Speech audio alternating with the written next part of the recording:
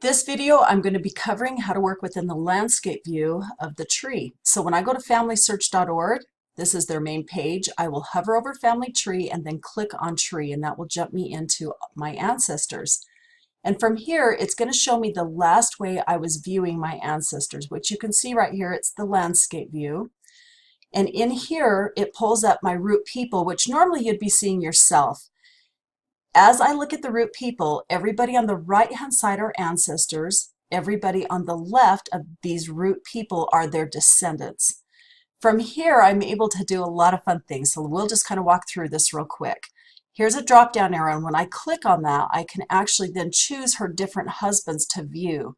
So for Ruth Celia Bonnie, she was married to 2 different men. If I were to click on Floyd, he gets pulled up, and if he had his parents added or ancestors, they would then show up at that point.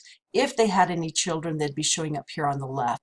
But let's jump back over here to Robert Clinton Scott because he shows more ancestors connected with him. I can also click on this drop-down arrow next to children and see who their children were, and I can even add a child right here to these 2 people. To get that little box to close right here, all you have to do is click out of it and it closes back up.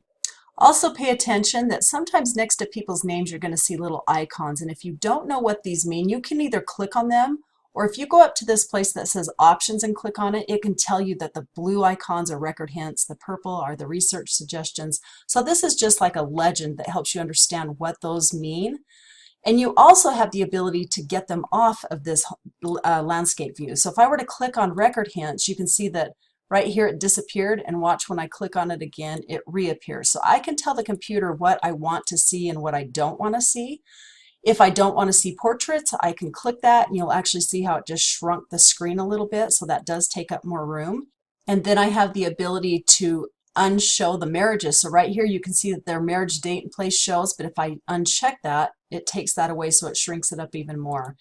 And then you have the ability to invert the colors. If you don't like that view, here's a darker view of it, or I can take it back to the way it looks. If I were to click print, it's going to take these root people and it will build a 4-generation pedigree chart of their ancestors.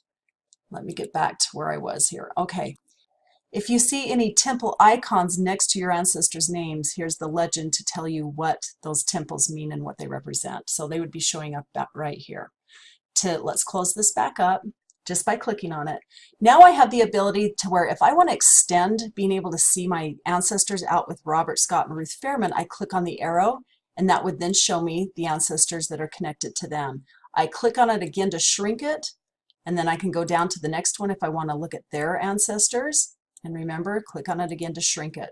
Same way, if I were to do the same thing over for descendants, I would click on these arrows and it would show more descendants.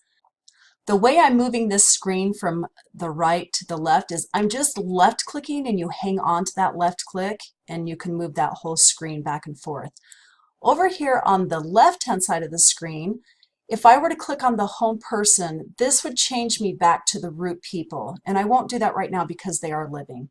If I have the screen moved clear over here and I want a quick way to get it back without me doing the left click and dragging it, if I come over here and click on this recenter, it recenters it for me. If I click on this toggle full screen, it actually has that top part be removed. To get it back, I either will click on menu or come back here and click on this toggle mode. And when I do that, it brings it back. So here it is again. Once again, if I click on it, I can actually click on menu and bring it right back. If I want to zoom out, I can click on that little minus sign, or zoom in, I click on the plus sign to make that bigger. If I need any help understanding how to work within the landscape view or this tree, I can come over here and click on this little light bulb and it brings up guided help.